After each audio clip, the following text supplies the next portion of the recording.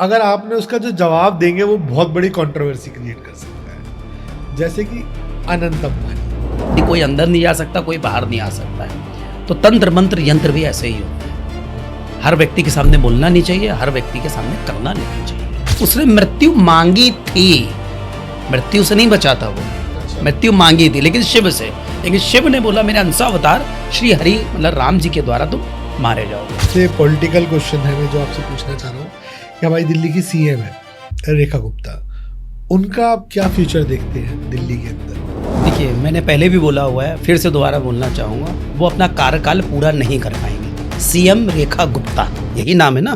और मार्च में भी आपने बोला था कि ममता बनर्जी जो है वो अब सीएम नहीं रहेंगी, तो अब जो सीएम आने वाले हैं बंगाल के अंदर, उनके बारे में आपका क्या कहना है? मैं फिर से कह रहा हूँ, राष्ट्रपति शासन लगना चाहिए, मोदी जी को इस पर संज्ञान पे ध्यान देना चाहिए और तुरंत उस पर उचित कार्रवाई करनी चाहिए। नहीं तो बहुत बड़ा भीषण युद्ध वो भारतवर्ष के अंदर दंगे फसाद बम विस्फोट कराने वाला है। उन्होंने भी एक भविष्यवाणी करी थी कि ममता बनर्जी सरकार बनेगी और बीजेपी नहीं आएगी, पर उनकी भविष्यवाणी झूठी साबित हुई। मेरी भविष्यवाणी बिल्कुल अलग लीक पर जाती है। यहाँ पे मैं देखता हूँ कि ममता जी की सरकार ही पुनः वहाँ पर स्थापित होती हुई दिखाई पड़ती है। एक ऐसा सीएम यहाँ से आएगा, आप लोग सब आश्चर्यचकित हो जाएंगे, ये सीएम कैसे बन गया। और अभी अभी उन्होंने विलय किया है, भारतीय जनता पार्टी में आए हुए राघव चड्ढा नाम है आचार्य विश्वनाथ जी, जिनका एक दूसरा नाम है भविष्यवाणी वाले बाबा। मतलब इनकी जुबान से निकली और हो गई सत्य। ज्योतिष एक फ्रॉड है। क्या बोला मैंने? ज्योतिष एक फ्रॉड है। वो सुमित आचार्य जैसे ही लोगों के मारे लोग कहते हैं।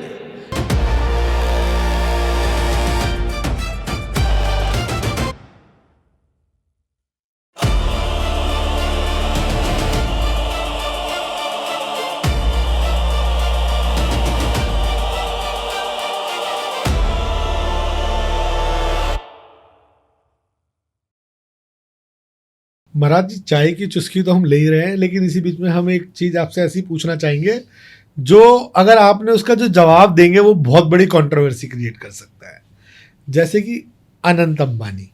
अनंत अंबानी की कुंडली क्या कहती है?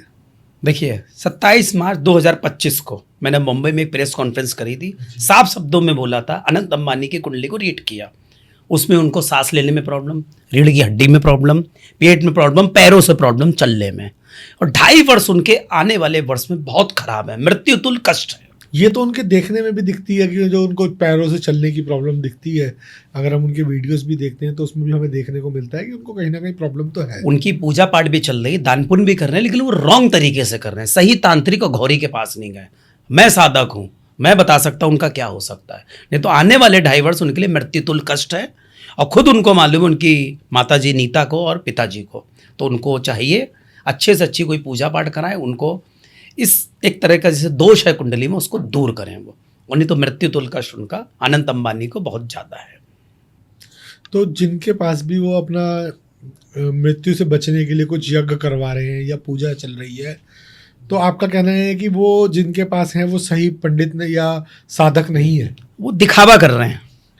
मतलब सिर्फ उनको लग रहा है कि सिर्फ ये पैसे वाली पार्टी है, हर कोई उनको जानता है, तो इसलिए उनको वो पैसा सिर्फ उनसे लेना चाह रहे हैं। जहाँ का मैं साधक हूँ कामाख्या देवी का, वहाँ वो जाते हैं, दान पुण्य करते हैं, सारी चीज़ें करते हैं, लेकिन वो दिखावा है।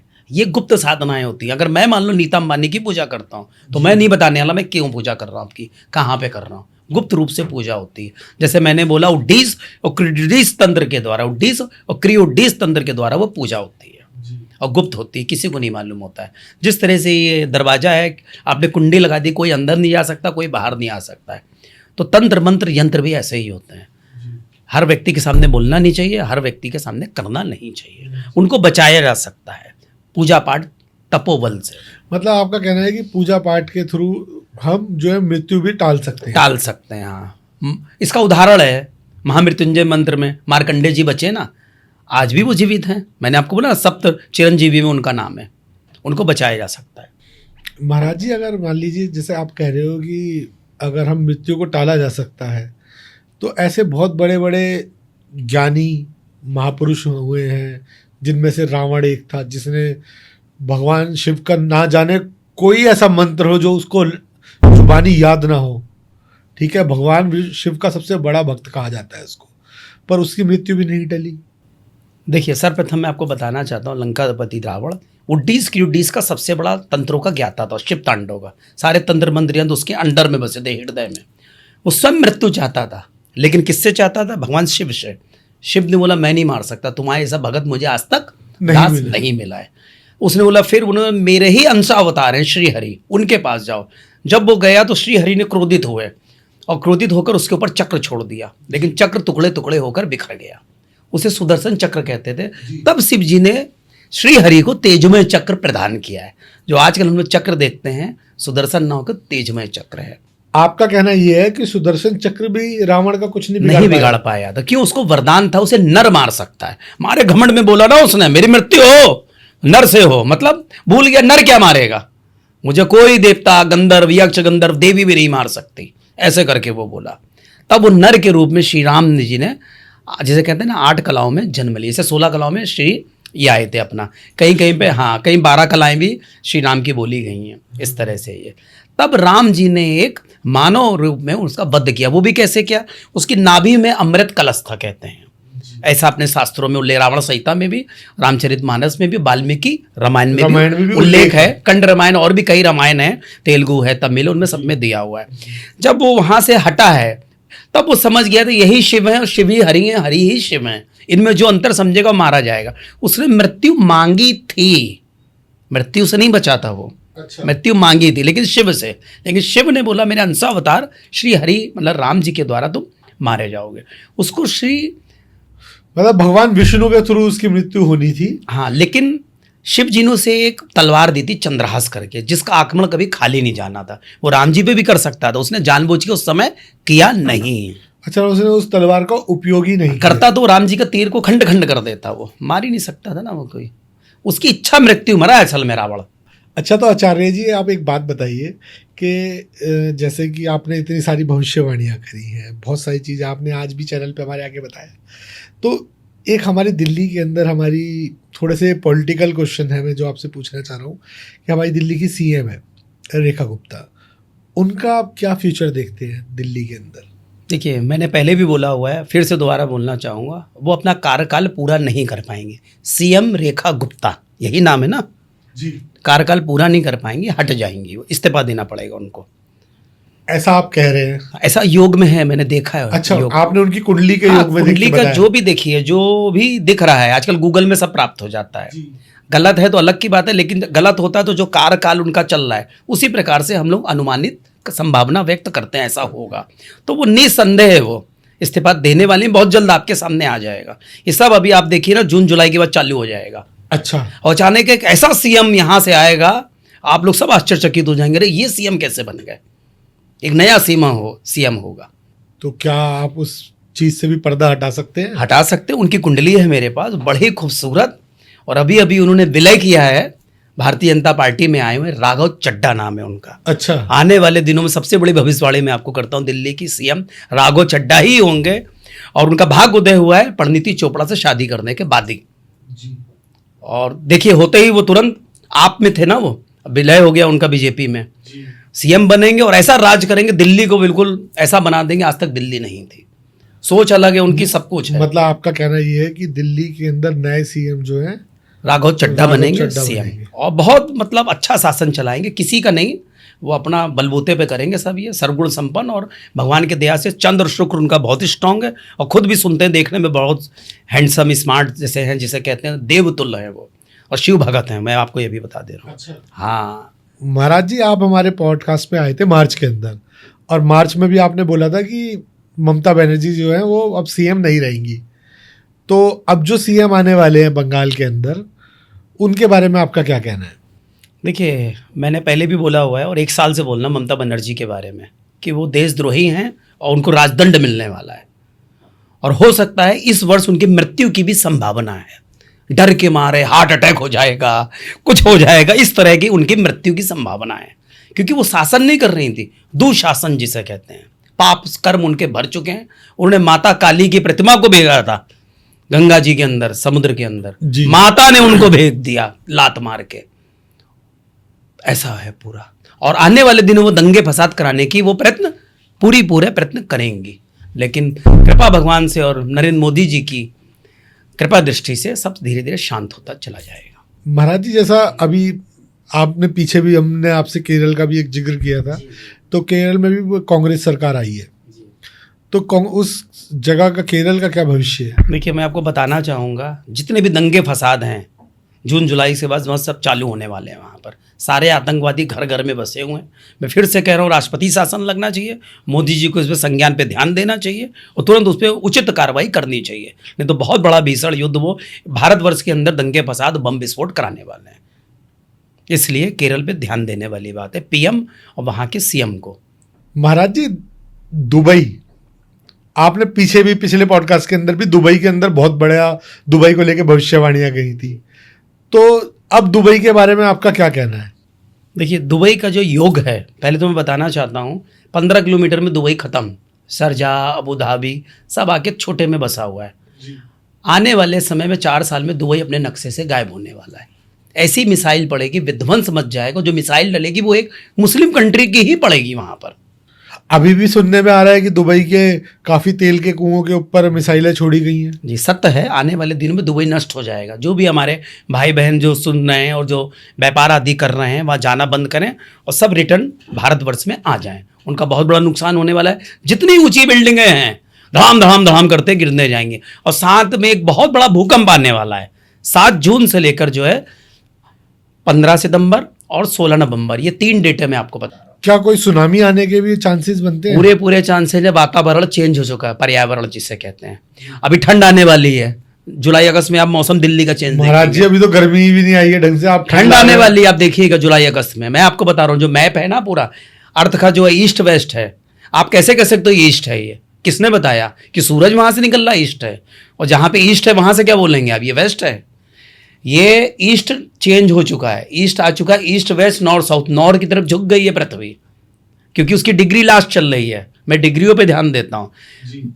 1 डिग्री होती है 72 वर्ष की, 360 डिग्री चल रही है लास्ट, उसका 35 वर्ष बाकी है। ये 8 सालों के अंदर पूरी सब कुछ चेंज होने वाला है। भूकंप आएंगे, सुनामी आएगी, ऐसी ऐसी चीजें होंगी जो आज तक आदमी ने सोची नहीं है।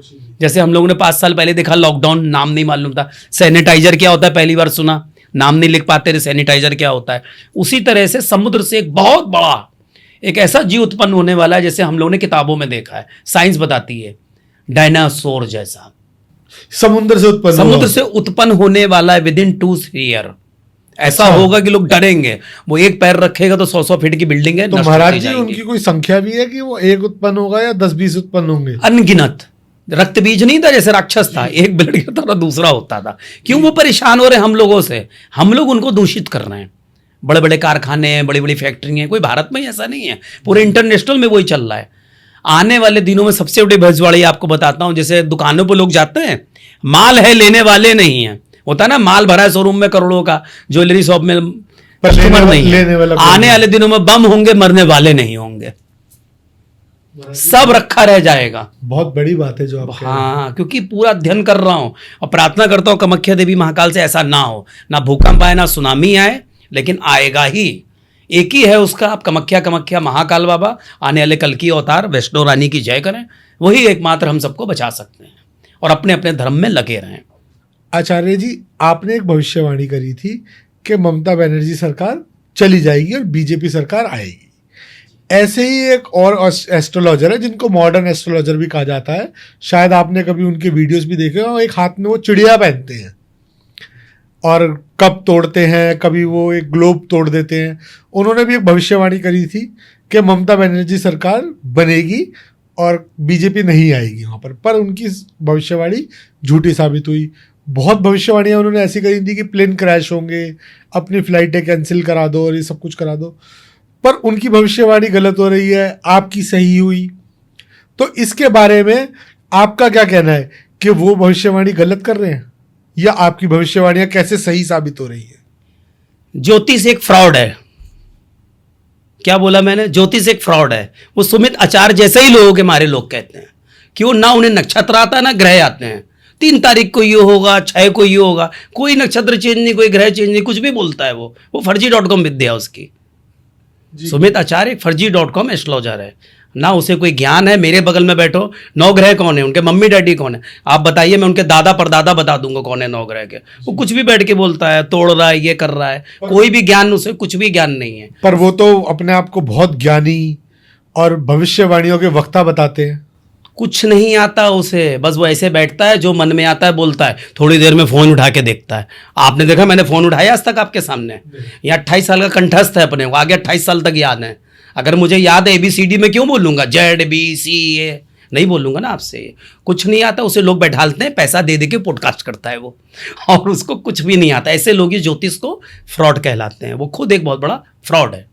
आचार्य जी, आप तो सीधा कह रहे हो कि वो एक फ्रॉड है, उसको किसी शास्त्रों का ज्ञान नहीं है, कोई ग्रहों का ज्ञान नहीं है, पर वो बड़े बड़े न्यूज़ चैनल्स पे जा रहे हैं, तो बिना ज्ञान के उसको कोई न्यूज़ चैनल ऐसे कैसे बुला लेगा? देखिए क्या है, वो जहाँ पे बैठा हुआ है, जहाँ तक हमें लगता है दिल्ली का ही है वो, तो यहाँ पे इसका संग्रहालय है।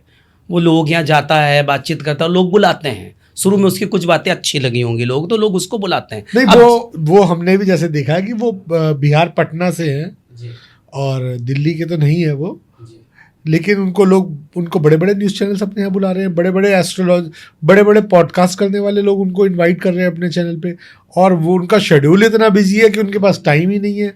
अब उनकी जितनी पिछली 10 भविष्यवाणी आप देख लो, सब गलत हो गई हैं सारी। उन्होंने मई में भी तो बोला था, अप्रैल में भी बोला था, विमान दुर्घटना आई होंगी, घर से मत निकलो, ऐसा हो जाएगा, भूकंप आ रहा है, सुनामी हो रही। कहाँ हो रही? छोटी मोटी आग सब जगह लग रही, छोटे मोटे भूकंप जापान में तो पर डे आते हैं। तो वो कौन सी नई भविष्यवाणी है? आप बोलो कि 7 तारीख को होगा तो होगा, तब हम उसमें बचाव क्या कर सकते हैं? जैसे मैं कहता हूँ कामाख्या रानी मेरे पास आ रही तो मैं बोलूंगा आप लोग इस तारीख को सावधान रहो। इसलिए ऐसा कुछ भी नहीं आने वाला, कोई बड़ा भूकंप इस तरह से नहीं आ रहा है कि मई दुनिया नष्ट नहीं होने वाली है। छोटे मोटे भूकंप आएंगे, मैं भी भविष्यवाणी कर रहा हूँ। वो कैसे आएंगे मैं आपको उसके बारे में बताना चाह रहा हूँ। ये सुप्त ज्वालामुखी होते हैं, भूकंप जो होते हैं, और जहाँ जहाँ अपने शक्तिपीठ हैं वो नष्ट होने वाले थे, लेकिन शिव कृपा से शिव जी ने उनको धारण किया माता के रूप में। जैसे योनिगिरी कामाख्या देवी, चरणगिरी चिंतपूर्णी, वो जो फटेंगे तो वो ज्वालामुखी होंगे। उस समय कोई किसी को बचाने वाला नहीं होगा, वो लास्ट समय होगा, वो अभी समय नहीं आने वाला है। अभी उसमें हजारों साल बाकी हैं और कन्फर्म ही नहीं है, क्योंकि परमात्मा ने सृष्टि को, जहाँ तक 28वां कल्प चल रहा है, अभी तक पूरी सृष्टि नष्ट नहीं हुई है। आचार्य विश्वनाथ जी, जिनका एक दूसरा नाम है भविष्यवाणी वाले बाबा, मतलब इनकी जुबान से निकली और हो गई सत्य। तो हम ये चाहेंगे कि महाराज जी हमारे चैनल के बारे में भी कुछ ऐसी चीज़ें 2-4 और बताएं महाराज जी। लेकिन जाने से पहले मैं आपसे एक क्वेश्चन ऐसा जो पूरे समस्त संसार की परेशानी को दूर करे, जिसमें मेरा क्वेश्चन ये है आपसे कि देखिए महाराज जी, कहीं ना कहीं हर बंदा एक आर्थिक स्थिति को फेस कर रहा है, जिसमें मैं भी हूँ और मेरी टीम के कुछ लोग और भी हैं, और ऐसे ही ना जाने अनंत लोग हैं जो उस फाइनेंशियल कंडीशन को फेस कर रहे हैं, जो आर्थिक स्थिति सभी की खराब है आज की डेट में। तो कोई एक ऐसा उपाय जो उनकी स्थिति को एक सही मार्गदर्शन दे सके, उस उपाय को करने से उनकी जीवन के अंदर आने वाली सभी परेशानियां खत्म हो जाए। देखिए होता क्या है ना कि कोई भी बाप कभी ये नहीं चाहेगा कि जो जीवन उसने जिया है वो उसका बच्चा जिए। तो मैं दर्शकों से एक आपके वाणी के थ्रू एक दर्शकों तक एक बात ऐसी पहुंचाना चाहता हूं कि वो दर्शक उस चीज़ को करें और उनकी वो परेशानी सॉल्व हो जाए। और आपकी इस भविष्यवाणी के साथ हम इस पॉडकास्ट को भी विराम देंगे, क्योंकि बहुत लंबा हो गया है। तो महाराज जी, आप अपनी वाणी से कुछ बताइए। जी, सबसे पहले तो मैं आपसे ये कहना चाहूँगा, सबसे बड़े 2 मंत्र हैं, मैंने पहले भी बोला हुआ है काफ़ी जगह। नंगे को आपने कपड़े पहना दिए, भूखे को आपने खाना खिला दिया, आपके सारे तंत्र मंत्र यंत्र हो गए पूरे, और कुछ करने की जरूरत नहीं। फिर भी चूंकि मैं कामाख्या का साधक हूँ 28 वर्षों से, महाकाल बाबा का कामाख्या कामाख्या करके करिए। किसी का दिल मत दुखाइए, किसी का जमीन मत हथियाइए। जो आपके यहाँ गरीब मजदूर कार्य करता है, आप उसको उसका शुल्क दीजिए ईमानदारी से। आपका अपने आप कल्याण होगा, अच्छा होगा, कामाख्या कामाख्या करके जीवन बीतेगा आपका। फिर भी आप चाहते हो तो सबसे बड़ा मंत्र मैं बताऊंगा, सत्यम शिवम सुंदरम। सत्य ही शिव है, शिव ही सुंदर है। जय श्री महाकाल, जय कामाख्या, समस्त विश्व का कल्याण हो। और जो भी मेरी भविष्यवाणियाँ हैं भूकंप आदि विश्व युद्ध की, मैं प्रार्थना करता हूँ महाकाल बाबा से ऐसा कुछ भी ना हो। जय श्री महाकाल, जय कामाख्या। तो दोस्तों, आचार्य जी ने बता दिया है कि कैसे आप अपनी आर्थिक स्थिति को भी दूर कर सकते हैं। और मैं चाहूँगा कि अगर आपको ये पॉडकास्ट पसंद आया हो तो इस चैनल को सब्सक्राइब करें, वीडियो को लाइक करें और ज़्यादा से ज़्यादा अपने कमेंट के अंदर क्वेश्चन करें कि आप महाराज जी से और क्या जानना चाहते हैं।